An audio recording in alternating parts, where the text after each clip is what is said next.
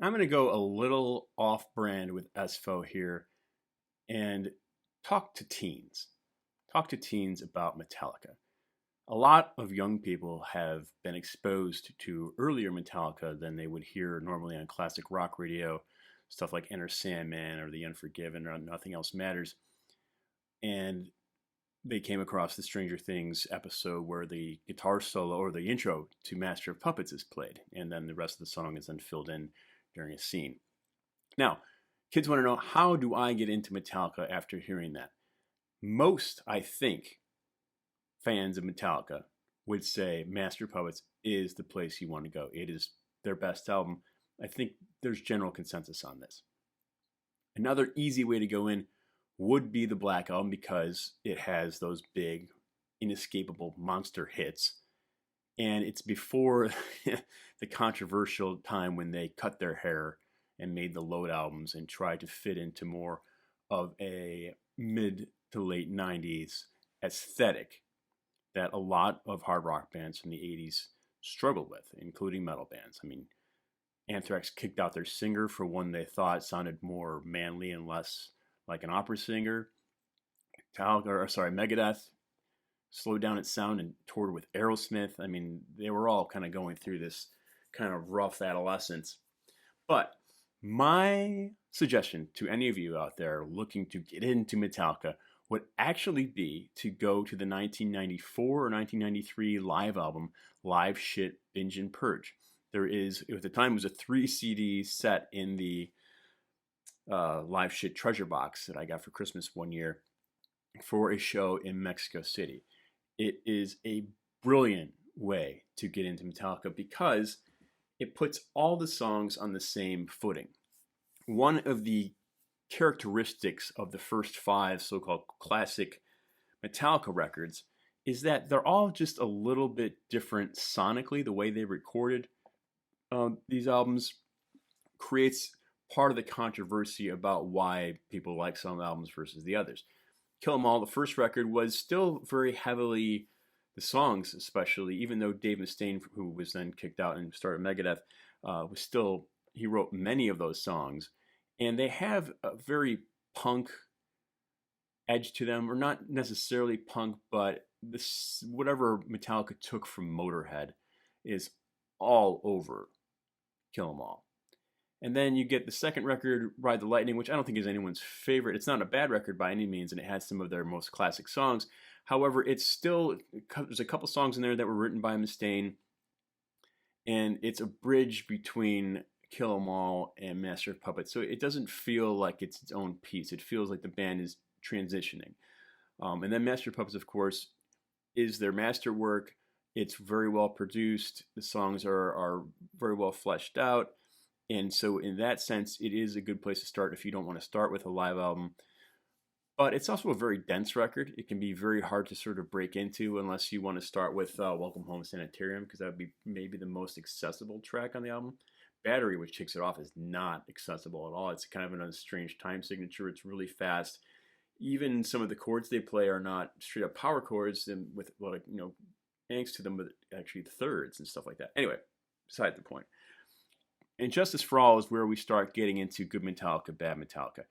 They recorded that one after bassist Cliff Burton had died in a bus accident. Replacement bassist Jason Newsted was given no respect. His bass is barely audible in the mix. And as a result, the entire album sounds very compressed, very high in the mix. Its heaviness is undermined by that production decision.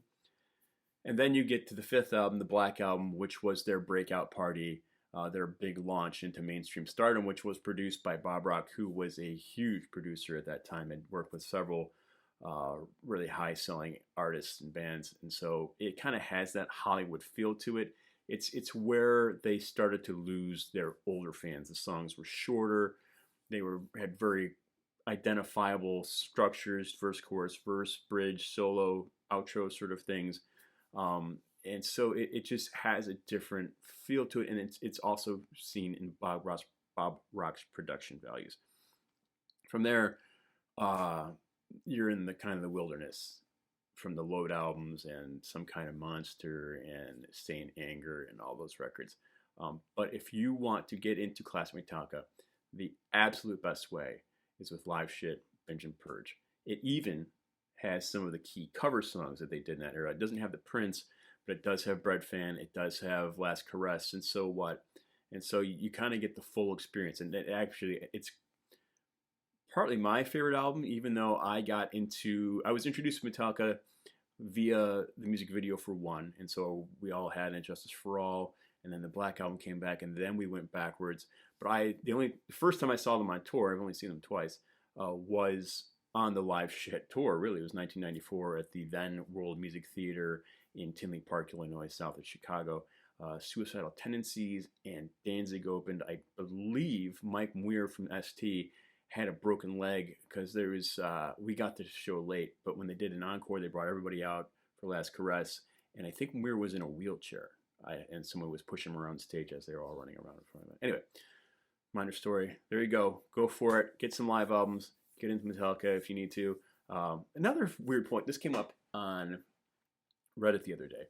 Someone called the Black Album one of the most influential rock albums of all time, and I took issue with that. I don't believe that's true unless you look at the legacy of that album to be bands like Nickelback.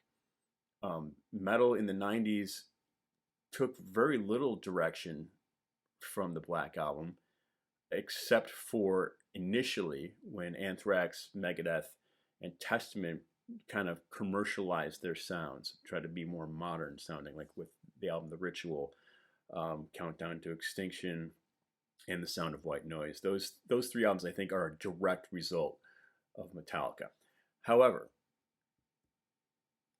the rest of metal, though, really took cues from Vulgar Display of Power by Pantera. Industrial rock really influenced the genre. You had albums like Arise by Sepultura that really influenced the direction, and then you had Master's Hammer and Mayhem, and the black metal movement started from there. So I really don't know what the overall cultural impact of Metallica, the album, is, apart from its presence on classic rock radio now. I think that's pretty much it. Visit Metallica and then, find the bands that influence them. Look into Saxon and look into, well, obviously Megadeth. Go get those early Megadeth albums. I would say that Peace Sells, but Who's Buying is as strong a record as anything but Master of Puppets. I think Master of Puppets edges it there. But the early Anthrax albums and get into Slayer, get into Pantera, get into Metal Church, get into Napalm Death and Crust Punk and all that sort of stuff. Grindcore. Yeah, get some grindcore. All right? So next episode we'll be back to regular EssFo stuff and digging on the new stuff. But this one's for the kids.